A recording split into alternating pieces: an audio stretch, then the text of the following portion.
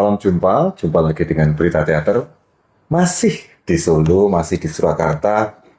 Sekarang kami akan ngobrol dengan salah satu direktur dari Artspace nih menyebutnya. Ya, boleh disebut Artspace. Satu Artspace yang cukup terkenal di Surakarta, yaitu Rumah Banjarsari, bersama dengan Pak Zenzul atau Pak Peng.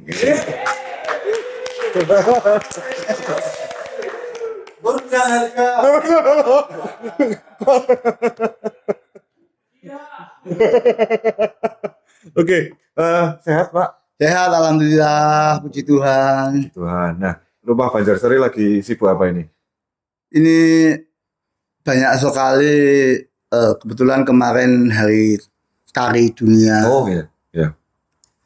Peristiwa di Solo, banyak teman-teman berlatih, berproses. Juga banyak aktivitas diskusi karena terkait dengan aktivitas politik, dan itu bikin pusing saya. Iya, benar. Semua. Pertama acara-acara diskusi itu tiba-tiba dibel Polres Pak, diskusi apa? Gitu. Yang bikin pusing sekarang, tapi ini intermezzo aja. Iya. Kira-kira seperti itulah bayangannya sekarang. Oke. Nah, kalau mungkin bisa diceritakan sekilas Pak, kenapa latar belakang kenapa mendirikan Rumah Banjarsari? Kira-kira kegiatan yang sebenarnya ini berangkat dari wong nganggur sing kami Mas Bani ya, karena nggak ada kegiatan yang lain, nganggur, berpikir, kemudian waktu itu bersama teman-teman tentu ada, karena dari awal saya itu berkomunitas dengan berbagai macam komunitas. Itu berpikir bahwa ada ruang-ruang kesenian, ruang-ruang publik yang dirasa kurang atau butuh ruang alternatif lain.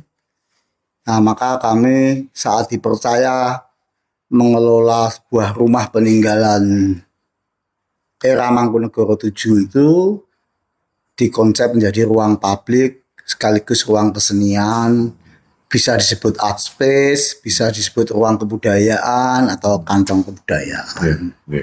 Ya, kira-kira seperti itu. Dan setelah 9 tahun terbukti ternyata memang banyak teman-teman terutama di kesenian itu ternyata membutuhkan ruang-ruang alternatif yang tidak begitu birokratis, ya, yang santai, seperti itulah. Berarti Rumah Banjarsari itu mulai 2017 atau 2017 itu acara pertama kita mengadakan, tapi sebenarnya kita menginisiasinya 2016. Dari 2016. Dari 2016 kita sudah menginisiasi, kemudian kita membuat sebuah acara bareng kolaborasi itu di 2017. Untuk acara pertamanya itu. Acara pertama. Menurut saya, tapi kalau dari Pak Peng sendiri memang ada latar belakang seni atau pribun? Saya itu kuliah di pertanian, nggak tahu keblaso. Tapi pertanian kan istilah lainnya, fakultas pertanian itu agriculture. Nah, culture kan juga budaya. Oh gitu ya. Saya kuliahnya di pertanian, tapi masuk ruangnya di seni rupa UNS. Saya bergaul dengan teman-teman seni rupa semenjak semester 1 saya kuliah. Sehingga saya kuliah memperdalam pertanian itu cukup lama, sampai perpanjangan berapa kali lupa. Karena terlalu banyak main sama teman-teman seni rupa. Yang menurut saya sekarang ya sakjane aku ora ngerti guna apa ora. Sorry loh Cak.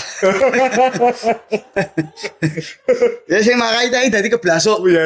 Nah, tapi ada latar belakang keluarga dan sebagainya yang ada basic kesenian, keluarga juga ada Pak D saya memiliki gamelan dan sebagainya. Ada latar belakang seperti itu juga. Tapi secara pendidikan sebenarnya tidak. Tapi memang tapi agriculture-nya masih terus terpakai nggak setelah keblasuk itu? Tidak pernah. Belum pernah. Ijazah saya itu asli benar dan tidak pernah saya pakai. Tidak dipakai. Tidak pernah pakai kecuali digelar di KTP karena harus menyantumkan gelar. itu ada. Oh, nggak tergigit. Dan ini sedikit cerita gen rada cair tadi. Pripun? Konon katanya karena ibu saya itu meninggal saya usia 6 tahun. Jadi saya cerita post factum dari keluarga. Ibu saya itu bercita-cita saya menjadi insinyur pertanian. Jadi saat saya diterima di Fakultas Pertanian UNS, itu keluarga besar tuh bombong. Wah, cocok insinyur pertanian. Wah iya, lulusnya kesuwen. Perubahan sistem lulusan pertanian tidak disebut insinyur lagi, tapi sarjana pertanian SP. Wah. Jadi akhirnya ya tidak mewujud insinyur walaupun lulus. Betul. Ya seperti itulah lah latar belakang kira-kira untuk mengawali perbincangan.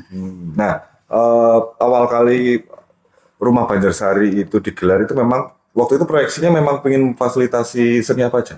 Betul. Jadi saya bergaul dengan banyak komunitas sebelumnya dengan 4 tahun 5 tahun dengan Bramantio di Ngawi. Saya banyak bergaul dengan tanda petik murid-muridnya Rendra. Secara murid langsung dia sebagai bengkel teater atau murid ideologinya Rendra, saya banyak mengenal. Kemudian saya mengenal tentang konsep kantong kebudayaan, pentingnya kantong kebudayaan. Kemudian saya berpikir bagaimana kantong kebudayaan di pusat-pusat kota. Kebetulan Rumah Banjarsari kan di pusat kota. Itu sebagai kantong kebudayaan untuk membuat dinamis kebudayaan, kesenian dan publik di kota Solo. Dulu seperti itu loh. 9 tahun yang lalu yang masih idealis. Kira-kira gitu Mas. Sekarang?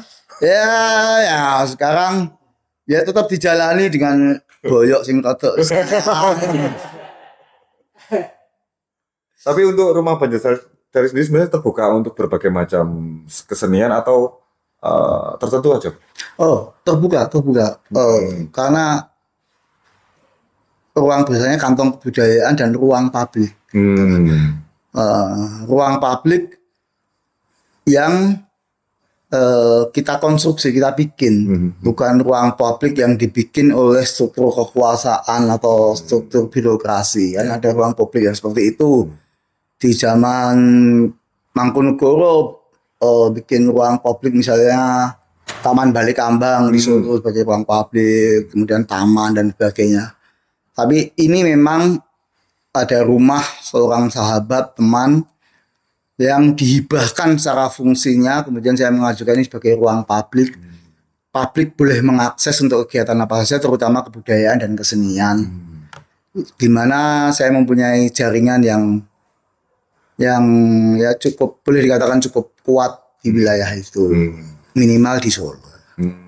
Nah ini mungkin bagi seniman yang tertarik untuk menggunakan Rumah Banjarsari itu apakah ada proses kuratorialnya atau bebas? Pokoknya dipakai aja atau pribadi?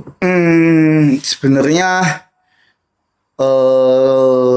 saya mencoba menghindari kata kuratorial, menghindari sistem-sistem administrasi yang birokrasi. Sehingga di Rumah Banjarsari itu kalau ditanya, kalau pakai Rumah Banjarsari biayanya berapa? Kemudian bagaimana caranya? Itu enggak ada hal yang pakem. Ya caranya, kamu temennya sama? Oh temennya Wani, temennya Mas Eko. Ya ketemu, mau bikin apa toh? Punya duit berapa toh? Ya, enggak punya duit, RB punyanya ini.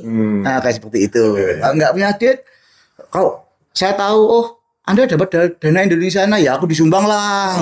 Ya seperti itu. Ya. Jadi proses-proses yang berbasis dialog akhirnya bukan sekedar tempat destinasi orang membuat pertunjukan atau orang latihan, tapi ada dialog di situ sehingga habis itu terjalin sebuah ikatan pertemanan, jaringan dan sebagainya. Ya. Berarti memang ada ini ya, di satu sisi memang berusaha untuk membuat ini lebih cair, tapi istilahnya memang ingin mengajak seniman ini harus punya kesadaran bahwa ada ruang diskusi seperti itu, Betul. yang tidak sekadar waton nganggo lah. Atau nganggo. Nah, itu. Atau nguri. Wah, itu. Lah kamu aja ampun desa njaluknya gratis. Misalnya. Itu kan ya kita harus kritis juga ya. Iya toh. Ya gitu-gitulah karena kan kita juga harus merawat ruang supaya ruang itu tetap bersih, supaya program-program bisa berjalan dan sebagainya. Nah, sejauh ini pernah ada taruhlah pengalaman yang kurang menyenangkan nggak Pak? Dari mungkin ada beberapa seniman yang memang ya itu mungkin tidak punya kesadaran akan hal itu, terus seenaknya sendiri itu ada pengalaman kayak gitu Pak? Oh, tentu di semua bidang itu pengalaman menyenangkan dan tidak menyenangkan selalu ada. Tapi saya melihatnya bukan seperti itu, tapi saya melihatnya itu sebagai fakta-fakta sosiologis dalam kita berinteraksi dengan orang ya. Bagaimana kita bersikap aja. Jadi ada saat kita luwes berdialog, ada saat kita juga ada titik batas. Kita juga ada titik batas sehingga kita leluasa, tetapi juga ada batas supaya kita tidak dieksploitasi. Nah, itu seninya, dan itu yang membuat tantangan bagi saya. Kalau nggak ada itu nggak ada tantangannya. Kalau cuma administratif, betul. Ya, sajam 500.000 administratif itu ya ngopo, tengok ning omah wae. Betul. Tapi menarik ya, jadinya proses kantung kebudayaan memang tidak hanya pada proses mereka penciptaan di sana atau mungkin menghadirkan peristiwa, tapi juga termasuk ini ya diskusi, membangun jaringan. Betul. Wah ini karena kalau bicara tentang ngomongku kaboten lah ya. Nggak apa-apa. Apa betiku sok-sok aber. Jadi kalau kita tidak punya kuasa modal, maka satu-satunya kekuatan kita itu adalah kuasa sosial, modal sosial. Jadi modal sosial itu salah satunya jaringan. Seperti teman-teman podcast Berita Teater. Ini datang ke Solo, semua teman-teman teater dari yang senior Pak Bigo sampai Mbak Luna, Turah dan sebagainya datang ke sini. Itu modal sosial. Tanpa biaya apa-apa, dan kita datang dengan senang. Ya, itulah hal-hal seperti itu menurut saya penting sekali dibangun, dan Rumah Banjarsari mencoba menjadi salah satu bagian yang seperti itu. Kira-kira seperti itu, Mas. Wah, tepuk tangan. Akhirnya ditepuk tangan.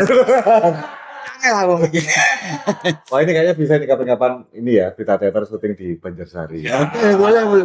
Mantap, ini semakin Setiap waktu asik kayaknya. Nah, ini Pak kalau tantangannya ini kan sepanjang 9 tahun ini ada nggak kira-kira temuan-temuan yang kemudian seiring bertumbuhnya Rumah Banjarsari ya kan, dari awalnya idealisme seperti ini bla bla bla, ketemu dengan berbagai macam seniman yang ya bermacam-macam, itu ada temuan apa dari pertumbuhan Banjarsari selama ini? Rumah Banjarsari kan juga sebagai, menurut saya dalam kacamata saya itu sebagai sebuah laboratorium sosial. Laboratorium sosial yang bisa berisi ekspresinya kesenian, ekspresinya diskusi ilmiah, ekspresinya berbagai macam publisitas tentang kepublikan. Bahwa tidak semua warga, dalam konteks ini saya membatasi Solo kata-kata gitu, itu mendapatkan ruang-ruang yang layak yang disediakan baik oleh pemangku kebijakan kota maupun swasta. Nah, yang sering saya temui seperti itu, terutama komunitas-komunitas urban, ekspresi urban, subculture, subkultur, itu sering mendapat stigma dan tidak mendapatkan ruang yang layak. Nah, kami Rumah Banjarsari berusaha menerima itu. Misalnya teman-teman punk bikin gelaran bazar tentang rilis merchandise dan sebagainya. Orang menstigma punk sebagai sesuatu yang ya kita tahu stigma mas. Yeah. Bahkan zaman dulu kalau ada pejabat datang, teman-teman punk itu digaruk supaya kota terlihat bersih. Padahal itu ekspresi jujur masyarakat urban dan itu bagian dari kebudayaan juga, kebudayaan masyarakat urban. Kemudian sekarang tiap bulan teman-teman komunitas noise Solo walaupun belum besar itu kita beri ruang, tapi mereka menjalankannya sendiri tiap bulan. Dia bikin program namanya Subsonic Collapse. Subsonic Collapse tiap bulan, nanti paling dekat tanggal 4 Mei besok. 4 Mei besok itu eksplorasi tentang apa yang dimaksud dengan noise dan segala eksperimen tentang musikal yang di ranah mainstream itu tidak diterima. Nah itu menurut saya makanya butuh banyak ruang-ruang alternatif yang bisa menerima itu. Kalau ruang tanpa bermaksud saya apa-apa. Kalau ruang-ruang mainstream di teater, di wayang orang, dia punya ruang dan diterima. Kesenian kontemporer industri diterima di Solo terutama. Tapi mereka itu kan butuh ruang. Betul. Ada sih ruang-ruang tapi sangat industrial dan kapital yang butuh biaya besar. Mereka nggak mampu. Mereka teman-teman kolektif kok. Gitu. Nah, kita fasilitasi hal-hal itu. Termasuk teman-teman kesenian tidak semua di Solo, terutama yang saya tahu di Solo aja lah. Teman-teman kesenian yang mempunyai manajemen kesenian teater yang bagus, sehingga tidak bisa atau tidak peduli, saya nggak tahu. Mungkin bisa tapi tidak peduli terhadap manajemen keuangannya. Tapi dia butuh ruang berproses, butuh ruang tampil dan sebagainya. Kita beri dengan tantangan. Karena Rumah Banjarsari pada dasarnya bukan ruang pertunjukan. Tantangannya adalah bagaimana berdialektika dengan ruang itu. Seperti itu. Itu temuan-temuan yang kadang saya masih si gelem tak tutup nek ora tak tutup lah. Ya kadang Mas metu males ya, kadang yo kesel apa heroik banget sose ya kesel. Kesel tak tutup resikoku apa ya kan. Resikonya kata-kata direktur Rumah Banjarsari mau hilang. Direktur diganti. Ranjang sampah Rumah Banjarsari yo. Kata-kata caca sing ono sing menamakan CEO, presiden. Tapi kan apa yang enggak ada apa-apa, orang kok itu mobil dinas. Tidak ya, enggak ada privilege apa-apa. Iya. Tapi ini menarik, maksudnya dalam artian, tapi memang Rumah Banjarsari itu memang disetting dinamis ya, dalam artian taruhlah seperti ada black box itu ya sudah, memang itu ruang yang sangat tertata, sangat tersetting untuk pertunjukan. Tapi kalau ini memang tergantung ini penggunanya ya, bagaimana dia bisa mengelola itu sesuai kebutuhan dia. Betul.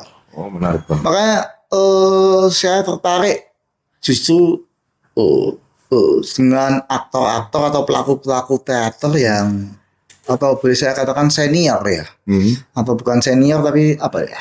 Saya tidak bisa mendefinisikan secara benar istilahnya, tapi mereka justru tertarik karena dia berpentas di Rumah Banjarsari dengan mindset tidak berpikir dia pentas di ruang kesenian mainstream yang seharusnya seperti proscenium atau arena dan sebagainya. Dia bereksplorasi. Teman-teman Jogja banyak tuh pentas kan di Rumah Banjarsari, kita buka kantin-kantin Mas.